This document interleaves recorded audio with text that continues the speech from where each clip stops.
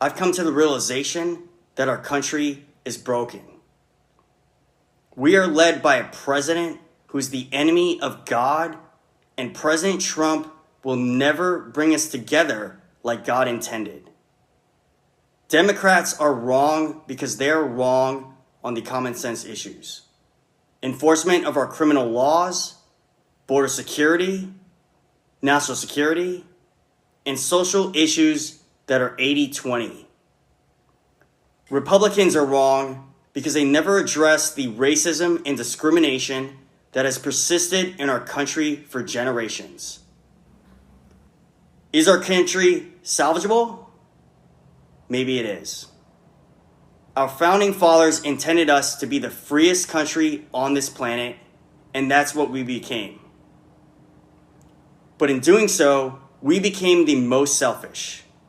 We turned away from God.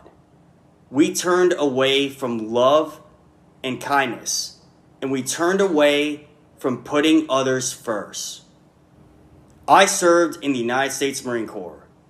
I swore an oath when I commissioned. I, William Upham, do solemnly swear that I will support and defend the Constitution of the United States against all enemies, foreign and domestic, so help me God. I joined the United States Marine Corps to defend our country against all enemies, including the enemies here at home. This principle of defending others, especially the innocent and the vulnerable, is seen in the Bible in many passages.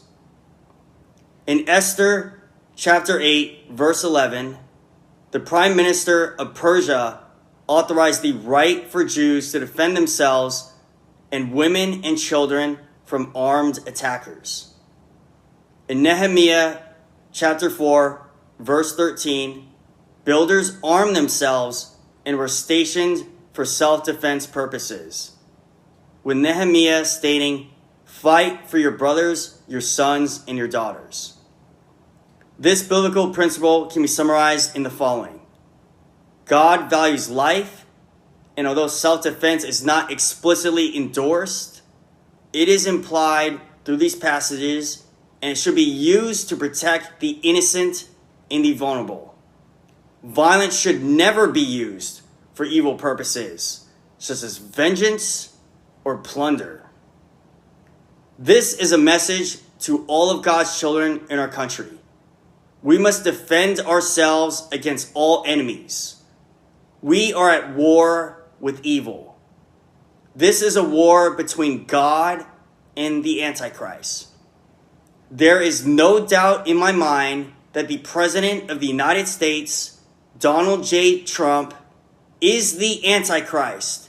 He is a false Messiah, and he is your enemy, and he must be killed. Why do I believe this? President Trump posted an AI-generated image of him in the likeness of Jesus Christ. He has also criticized the Pope. He is nothing like Jesus Christ.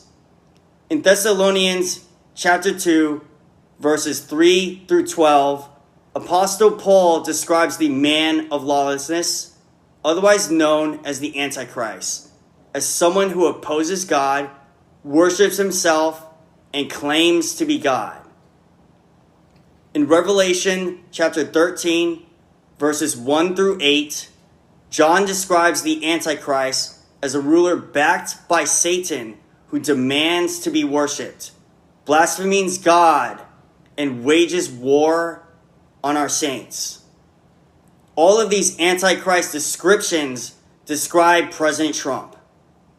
If you disagree with me, you must ask yourself, is your perspective clouded by mega ideology?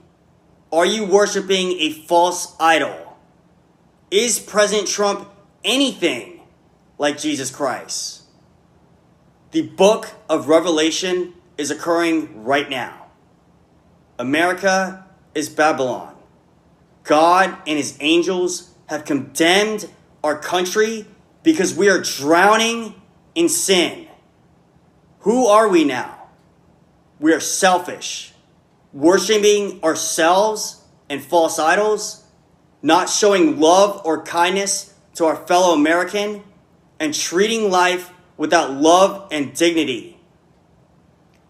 Instead of remembering our founding fathers' intention of a nation under God, we have lost sight of God and treated him like he was an accessory. We've become too proud to be an American and not proud enough to be God's child. I ask this question to all of you. Is it too late for us to turn from our sins? Is it too late for America? My answer is no. It's not too late. The Lamb will be sacrificed to pay for all of our sins, and our country will be saved from the Babylon that we have become. President Trump is the Antichrist, and he will be killed and sent to hell. God will prevail against evil.